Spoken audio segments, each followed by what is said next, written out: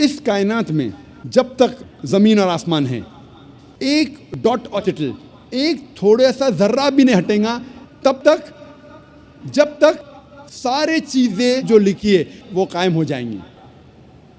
And whosoever shall break one of the least commandments and teach men to do so shall be called least in the kingdom of heaven. और अगर कोई भी शख्स एक भी कानून को तोड़ेगा और दूसरों को ये सिखाएगा, वो आखिरत में सबसे नीचे होगा. And whosoever shall keep the commandments and teach the same shall be called great in the kingdom of heaven. और जो कोई शख्स कानून का पालन करेगा और दूसरों को सिखाएगा, वो आखिरत में महान कहलाएगा. Unless your righteousness exceeds the righteousness of the scribes and the Pharisees, in no way shall you enter the kingdom of heaven. जब तक आपकी नेकी फारसीज और स्क्राइब से अच्छी नहीं होगी, तब तक आप जन्नत में नहीं जाएंगे.